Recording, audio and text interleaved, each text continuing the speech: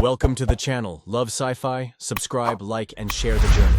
The plasma bolt struck Ambassador Marcus Reed squarely in the chest, his body crumpling to the ornate floor of the Velkin High Council chamber. The assembled alien dignitaries watched in stunned silence as wisps of smoke rose from the charred remains of humanity's most respected diplomat. High Chancellor Vorth lowered his weapon, his 6 eyes gleaming with satisfaction. "Let this be a message to all who would dare challenge Velkin supremacy," he declared, his voice echoing through the vast chamber. "The humans' proposal for equal representation in our galactic trade coalition was an insult to our ancient authority." Other council members, representatives from a dozen different species, shifted uncomfortably in their bioluminescent seats. The Aquilon delegates' tentacles twitched nervously, while the crystalline lithoid ambassador's surface dimmed with unease. They had agreed to reject the human proposal, but this was something else entirely. "Chancellor," wheezed the elderly Graxian representative through his breathing apparatus. "Surely execution was not necessary. The humans are a minor species, barely 2 centuries into space travel. A simple diplomatic rejection would have sufficed." Vorth's mandibles clicked in amusement.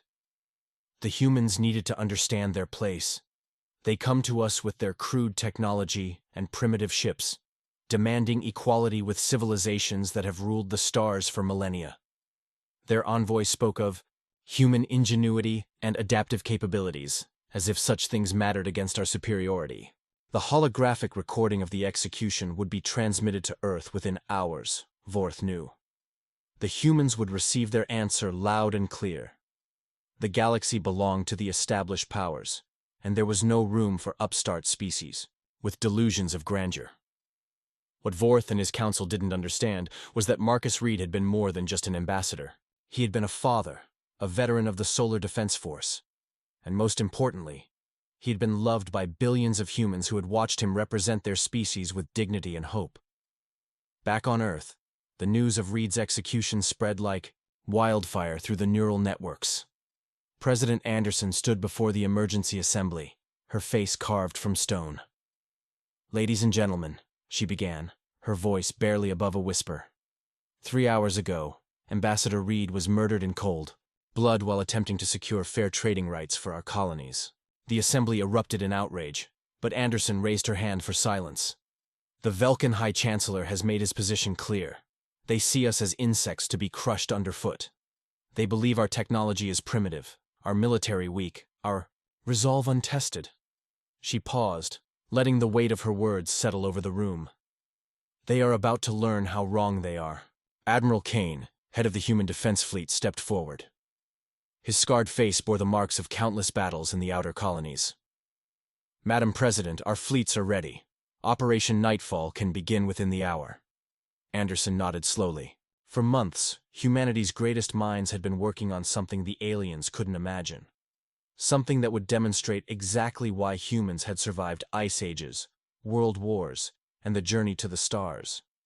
They had prepared for this moment, hoping it would never come. "The Velkins wanted to send a message," Anderson said, her voice now carrying across every human world through the emergency broadcast system. "We're going to send one back, but our message won't be delivered by an ambassador in a council chamber. It will be written in the darkness between the stars."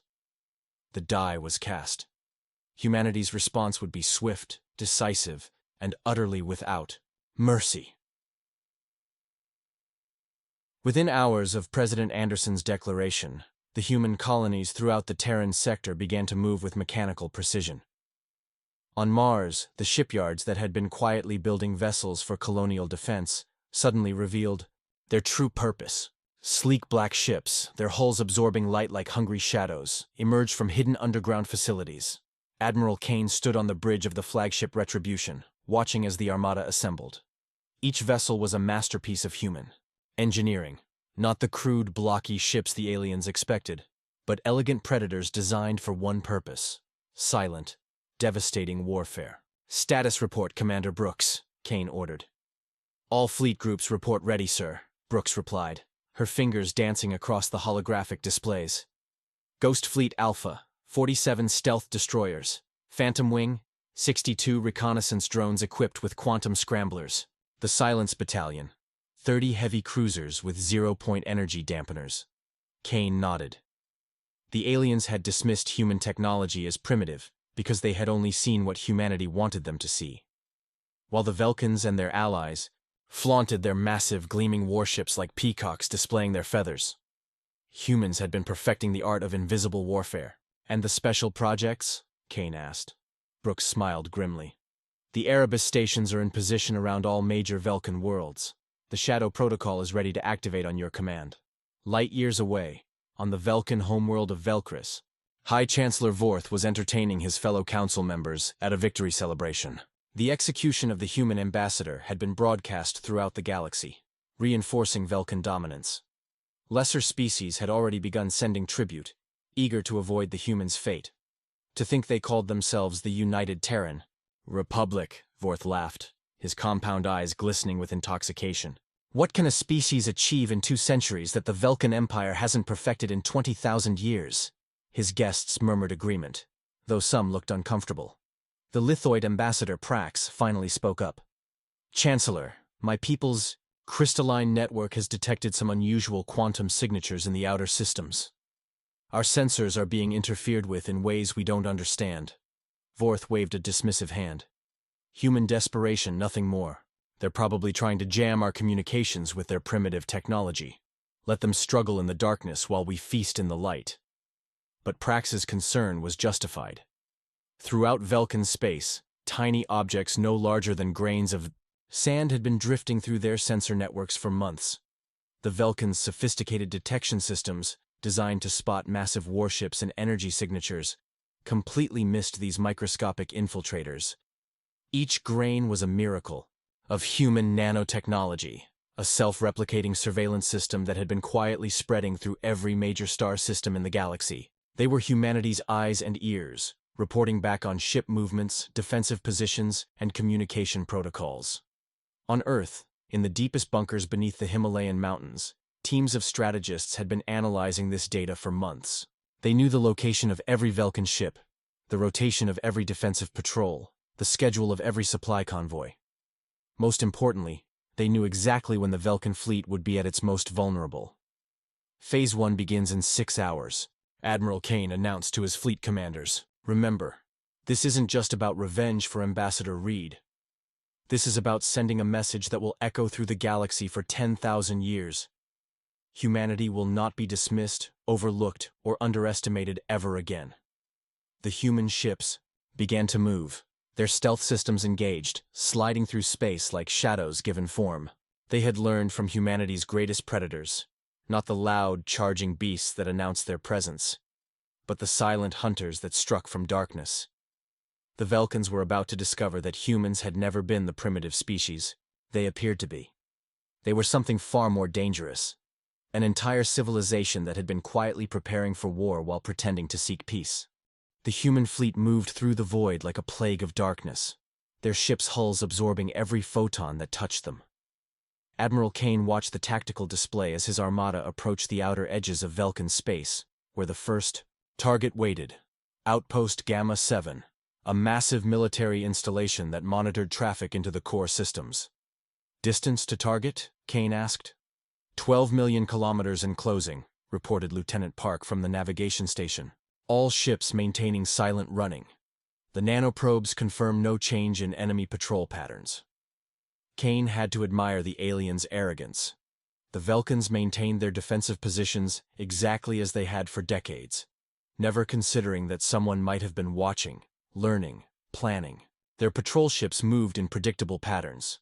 Their sensor arrays focused on detecting large energy signatures and gravitational disturbances, exactly what human technology was designed to avoid. The Retribution's science officer, Dr. Ellis, monitored the quantum field fluctuations around the Velkan base. Sir, their shields are operating at standard efficiency. The rotating frequency is exactly what our simulations predicted. Then we proceed as planned, Kane replied. Signal the fleet. Phase 1 begins now. What followed was not a battle in any conventional sense. The human ships simply materialized around the Velkan outpost like phantoms stepping from the void. One moment the base's sensors showed empty space, the next, 47 destroyers had appeared in perfect formation, their weapons trained on every critical system. Commander Thek, the Velkin base commander, stared at his displays in disbelief. How is this possible? Our long-range sensors detected nothing. His tactical officer's voice trembled as he reported, "Sir, they're broadcasting on all frequencies. It's a human voice." Admiral Kane's image appeared on every screen throughout the base. His scarred face was calm, almost serene. "I am Admiral Kane of the United Terran Republic. You have 10 minutes to evacuate all personnel from this installation. This is your only warning." Commander Thek's mandibles clicked furiously. "This is absurd. We have 300 armed personnel and shield generators that could withstand a supernova. You're outnumbered and outgunned, human." Kane's expression didn't change. "You have 9 minutes and 40 seconds. Open fire," Thek roared. The Velkin weapons blazed to life, sending streams of plasma and particle beams toward the human ships. But the humans had studied Velkin weapons technology for months through their nanoscale spies. Every shot passed harmlessly through empty space as the human vessels seemed to dance between the energy beams, their movements precise and calculated. Then, the humans returned fire. But instead of the crude kinetic weapons or simple energy beams the Velkins expected, something far more terrifying struck the outpost. The human weapons didn't just destroy, they devoured. Dark energy fields engulfed sections of the base, breaking down matter at the molecular level, turning steel and ceramic into constituent atoms that drifted away like glowing dust. "What in the void is that?" Thek gasped, watching as entire sections of his supposedly impregnable fortress simply ceased to exist.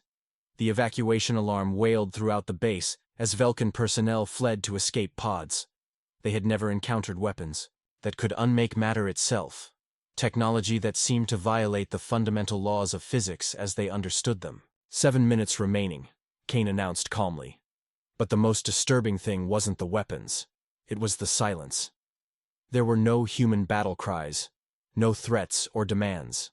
Just the methodical, emotionless destruction of everything the Velkins had built. The humans fought like a force of nature, implacable and inevitable.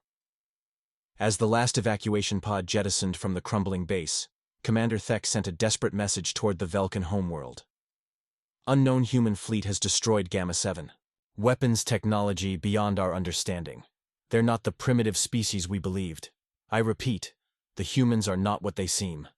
The message would take 4 hours to reach Velkris. By then, 17 more Velkin installations would have fallen to the silent human armada, each one eliminated with the same terrifying efficiency.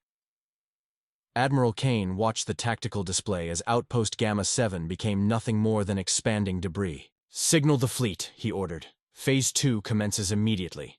Time to show them what darkness really means." The human ships disappeared back into the void, leaving only emptiness where a mighty fortress had stood. The Velkins were about to learn that they had made a fatal error in judgment. They had executed not just an ambassador, but a member of the most dangerous species the galaxy had ever known. High Chancellor Vorth was enjoying his morning meditation when the emergency alarms shattered the tranquil silence of his private chambers. His compound eyes opened to see his aide, Counselor Vec, rushing toward him with obvious distress.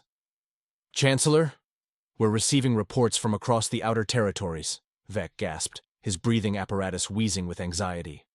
23 installations have gone dark in the past 8 hours. No responses to our communications." Vorth's mandibles twitched in annoyance. "Equipment failures, most likely. Our outer posts are maintained by lower caste technicians. Send repair teams." "Sir, that's just it. The repair teams we sent to investigate have also stopped responding. And Chancellor..." Vec's voice dropped to a whisper. "We received a transmission from Commander Thek at Gamma 7 before contact was lost. He claimed the humans destroyed his entire base." The Chancellor's laugh was a harsh chittering sound. "Impossible. The humans have no fleet capable of challenging even our smallest outpost. Their ships are barely capable of interstellar travel." But even as he spoke, more reports flooded in. Supply convoys vanishing without trace. Patrol ships failing to report in. Entire star systems going silent. Their communication networks simply ceasing to exist. "Show me the tactical display," Vorth demanded. The holographic map of Velkan space materialized before them, showing the vast network of installations, patrol routes, and defensive positions that had protected the Empire for millennia. But now, dark spots appeared across the display. Systems where no signals were being received, areas where the Empire's influence had simply ended.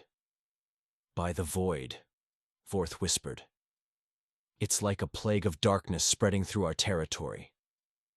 What the Velkans couldn't see was the true scope of humanity's assault. The human fleet wasn't operating as a single massive armada. It had broken into dozens of smaller strike groups, each one targeting specific objectives with surgical precision.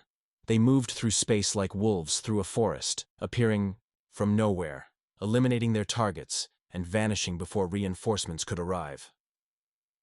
Captain Torres of the stealth destroyer, Shadow's Edge, watched through his ship's sensors as another Velkan supply depot disintegrated under their dark energy. Weapons. His crew worked in absolute silence, their faces grim with purpose. Target eliminated, reported his weapons officer. No survivors detected. Torres nodded. Set course for the next objective. We have 4 more facilities to visit before dawn. This was the new reality of warfare as humanity understood it. Not the grand battles of ancient legends with massive fleets clashing in the void, but something far more terrible.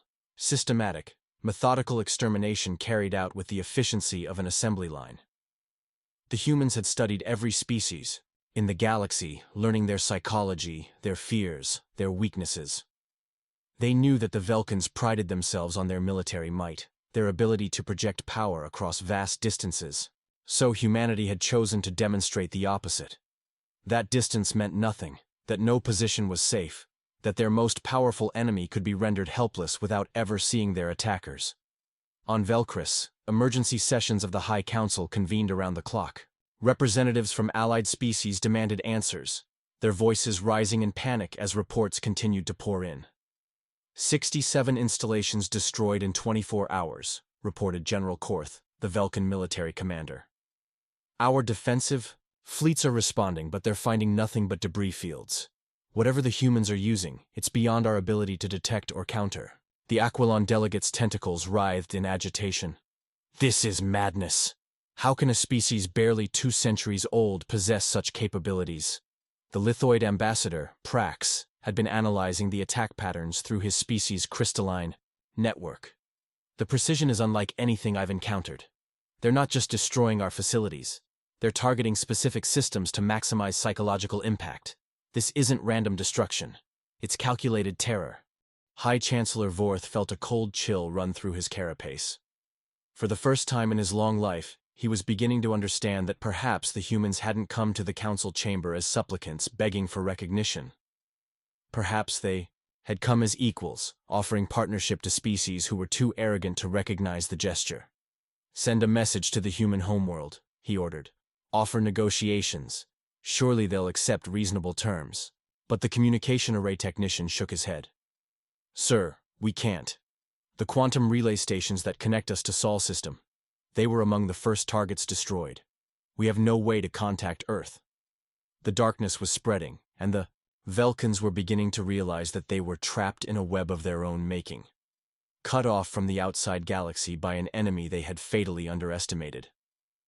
Admiral Kane stood before the holographic display aboard the Retribution, watching. As the tactical situation evolved, red markers indicated destroyed Velkan installations, while blue dots showed the positions of human strike groups. The pattern was clear. Humanity was systematically dismantling the Velkan Empire's ability to project power beyond their core systems. Status report, he commanded. Commander Brooks stepped forward, her expression grim with satisfaction. Phase 2 is complete, sir. All outer defensive installations have been eliminated. Velkan patrol fleets are scattered and trying to respond to threats that no longer exist by the time they arrive. Their command structure is breaking down. And their response? Predictable panic. They're consolidating their remaining forces around their homeworld and 3 major industrial systems. Classic defensive posture. Brooks paused.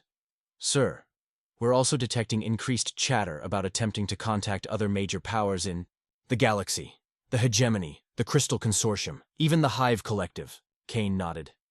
This was expected. Faced with an enemy they couldn't understand or counter, The Velkans would seek allies. Time to remind them why that won't save them. Initiate Phase 3. Light years away, the Velkan heavy cruiser Dominion was racing toward what remained of the Kepler defense station when its sensors detected something impossible. Space itself seemed to be wrong. The stars were dimming, their light fading as if something vast and invisible was moving between them and the ship. Captain Vorth Ka, the Chancellor's nephew, stared at the displays in confusion. Report. What's causing the sensor distortion? His science officer's voice trembled. Sir, we're detecting massive gravitational anomalies. Something is warping space-time around us, bending light and gravity in ways that shouldn't be possible. The humans? Unknown, sir, but the ship shuddered as something struck their shields, but the defensive screens showed no incoming fire. Then the lights began to fail, one by one, as if darkness itself was consuming the vessel from within. Emergency power! All hands to battle stations! Vorth Ka shouted, but it was too late. The Dominion simply ceased to exist. Its matter converted to energy and scattered across space by weapons that operated on principles the Velkans couldn't comprehend. Similar scenes played out across a dozen star systems as human hunter-killer. Groups began targeting the Velkan fleet directly. The aliens' ships, designed for conventional warfare against enemies they could see and understand, were helpless against an adversary that seemed to exist partially outside normal space-time. Dr. Ellis, monitoring the operation from the Retribution, watched the quantum field measurements with scientific fascination. The dark energy manipulation is exceeding all theoretical parameters, she reported. We're essentially weaponizing the fundamental forces of the universe. Kane allowed himself a grim smile. The Velkans wanted to see primitive human technology. Let them witness the true culmination of human scientific advancement. The technology they were using was humanity's greatest secret, the result of decades of research into quantum mechanics, dark energy, and the spaces between reality. While other species had focused on building bigger ships and more powerful, conventional weapons, humans had asked different questions. What if matter could be convinced to stop existing? What if the vacuum of space could be turned into a weapon? What if the darkness between stars could be given form and purpose? On Velkris, High Chancellor Vorth was beginning to understand the magnitude of his error. The reports coming in defied all logic and reason. Human ships that seemed to exist in multiple dimensions simultaneously. Weapons that could unmake matter, at the subatomic level. Technology that operated beyond the known laws of physics. How many ships have we lost? He asked, though he dreaded the answer. 317 vessels in the past 48 hours, General Korth reported, including the entire 7th Fleet. They simply vanished. No debris, no energy signatures, nothing. The other council members sat in stunned silence. The Aquilan delegate's tentacles had turned pale with shock, while the Graxian representative wheezed rapidly through his breathing apparatus. What are they? Whispered the Lithoid ambassador. What species developed such capabilities in 2 centuries? Vorth was beginning to suspect he knew the answer. The humans hadn't developed these technologies in 2 centuries. They had been hiding them. Every contact with human civilization had been carefully controlled, showing only what they wanted other species to see. The crude ships, the simple weapons, the apparent struggle to maintain their small colonies. All of it had been an elaborate deception. Humanity hadn't come to the galactic community as primitives seeking guidance. They had come as apex predators, evaluating the local ecosystem, determining which species posed a threat and which could be useful allies. And the Velkans had just identified themselves as threats. The siege of Velkris began not with the thunder of great fleets clashing in the void, but with silence. The human armada materialized at the edge of the system, like a constellation of dark stars, their ships' hulls drinking in the light of the Velkan sun. For the first time in the war, they made no attempt to hide their presence. High Chancellor Vorth stood in his command center, watching the tactical display with growing horror. Thousands of contacts surrounded his homeworld. More ships than the Velkans had believed humans possessed, all of them silent and ominous against the starfield. How many? He asked quietly. General Korth's voice was barely a whisper. Our sensors are reading over 5,000 vessels, Chancellor. Sizes range from frigate class to something larger than our greatest dreadnoughts. Admiral Kane's image appeared on every screen throughout the Velkin system, his scarred face calm and terrible in its serenity. "People of the Velkin Empire," he began, his voice carrying across every communication channel. "I am Admiral Kane of the United Terran Republic. 72 hours ago, you executed Ambassador Marcus Reed in cold blood while he attempted to negotiate peaceful trade relations." Vorth felt his mandibles clicking involuntarily. The human's eyes seemed to look directly at him through the screen. "You believed you were dealing with a primitive species," Kane continued. "You assumed our technology was crude, our military weak, our resolve untested. You were wrong on all counts.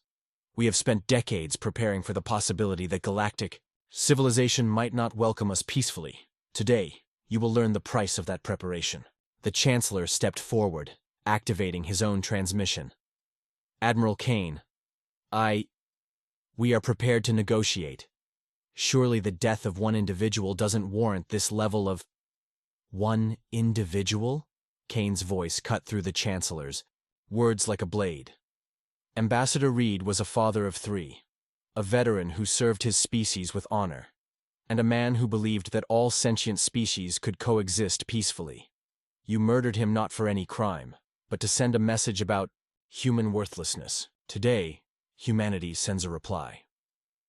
What followed was unlike any military engagement in galactic history. The human fleet didn't attack in the conventional sense. Instead, they demonstrated. One by one, Velkin orbital facilities simply ceased to exist, their matter converted to energy and scattered as cosmic dust. Defense platforms that had protected the homeworld for millennia were unmade at the molecular level, leaving no debris, no trace they had ever existed. The Velkin fleet, gathered in defensive formation around their world, found themselves helpless. Their weapons passed through the human ships as if they were firing on shadows, while return fire from the humans selectively targeted specific systems. Life support here, weapon controls there, engines everywhere. "They're not trying to kill us," realized Captain Jek aboard the crippled battleship Emperor's Will. "They're demonstrating that they could kill us anytime they choose." It was a psychological assault as much as a military one. The humans were showing the Velkins exactly how outmatched they were, how thoroughly they had been studied and understood. Every defensive strategy, every weapon system, every tactical doctrine the Velkins possessed had been analyzed and countered before the first shot was fired. On the planet's surface, civilian populations watched in terror as their mighty fleet was systematically disabled by an enemy they couldn't comprehend. The Velkins had built their civilization on the belief that they were the galaxy's dominant military power, that their ancient empire was unassailable. That illusion was dying before their eyes. "Admiral Kane," Vorth transmitted, his voice breaking. "What do you want from us?" Kane's response was immediate and implacable. Justice, reparations, and most importantly, a lesson that will echo through the galaxy for 10,000 years. You wanted to demonstrate Velkin superiority by executing our ambassador. Now the galaxy will learn what happens when you murder a human envoy. The human ships began to move in perfect formation, surrounding the planet in a sphere of dark metal and darker purpose. But they didn't fire. They simply waited, their presence a constant reminder of how completely the Velkins had misjudged.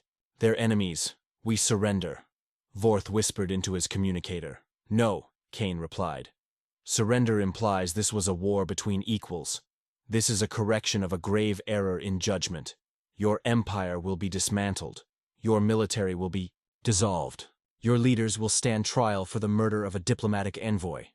And the galaxy will learn that humanity is not a species to be dismissed or ignored." The message was clear, not just to the Velkins, but to every species watching the encounter. Through quantum communications, humanity had revealed itself at last, and the balance of galactic power would never be the same. 3 months after the siege of Velkris, the galaxy had been transformed. The Velkin Empire, which had dominated interstellar politics for 20 millennia, no longer existed. In its place stood a series of smaller, independent worlds under human oversight, their populations learning to live without the brutal hierarchy that had defined their civilization. Admiral Kane walked through the corridors of the former Velkin High Council chambers, now serving as the headquarters for the Galactic Reconciliation Commission. The ornate halls where Ambassador Reed had been murdered had been converted into courtrooms where the architects of that crime faced justice. The final trials concluded yesterday, reported Commissioner White, a former diplomat who had worked closely with Reed. High Chancellor Vorth and his council have been sentenced to life imprisonment on a penal colony. The other species representatives were given lesser sentences, considering their limited involvement. Kane nodded, studying the memorial wall where Reed's image was displayed alongside those of other humans who had died serving their species. And the reparations? The Velkin's former allies are being cooperative. The Aquilons have agreed to provide medical technology for our colonies. The Lithoids are sharing their quantum computing research. The Graxians have opened their trade routes to human merchants. White paused. They're all very eager to demonstrate their friendship with humanity. The transformation had been swift and comprehensive. Once the galaxy's major powers realized that humanity possessed technology centuries ahead of their own, the political landscape had shifted overnight. Species that had previously ignored or dismissed human presence now competed to offer treaties and partnerships. President Anderson arrived for her daily briefing, her expression mixing satisfaction with concern. Admiral, the hegemony has formally requested a meeting. They're offering to mediate between us and the remaining Velkin holdouts. Declined, Kane replied immediately. The time for mediation ended when they executed our ambassador. The galaxy needs to understand that diplomatic immunity is absolute, and crimes against human envoys will be met with swift and overwhelming response. But the humans weren't simply conquerors. The technology they had revealed, the quantum manipulation systems, the dark energy weapons, the dimensional phase shields, was being selectively shared with species that demonstrated genuine commitment to peaceful coexistence. The Aquilons, who had tried to prevent Reed's execution, were among the first to receive advanced medical technologies. The Lithoids, who had warned of humanity's true capabilities, gained access to improved industrial processes. Dr. Ellis, now serving as humanity's chief science advisor to the galactic community, explained the philosophy behind their approach. We're not interested in domination for its own sake. We want a galaxy where species can coexist and grow together. But that requires certain fundamental principles: respect for diplomatic immunity, equality in trade negotiations, and the understanding that humanity will not tolerate being treated as inferior. The changes weren't limited to politics and technology. Human culture began to spread throughout the galaxy, as species that had once looked down on humanity suddenly found themselves fascinated by the civilization that had so thoroughly outmaneuvered them.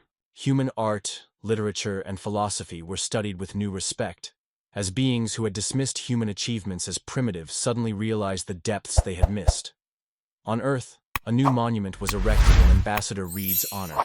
The inscription read, "Marcus Reed, who died believing in the possibility of peace, and whose death taught the galaxy the price of dismissing human dignity."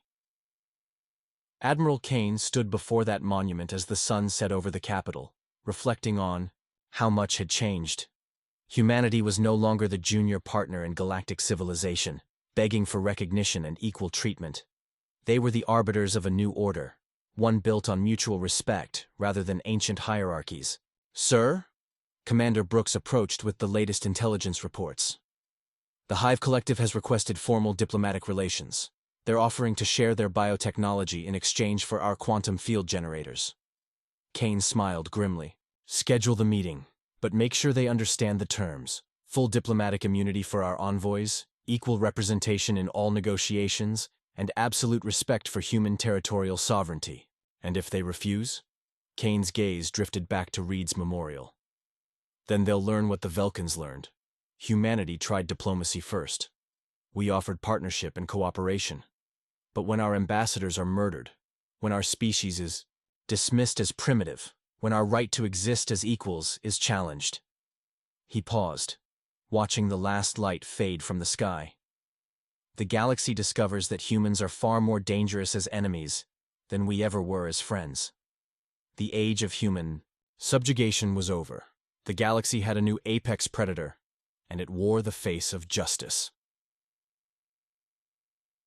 The end.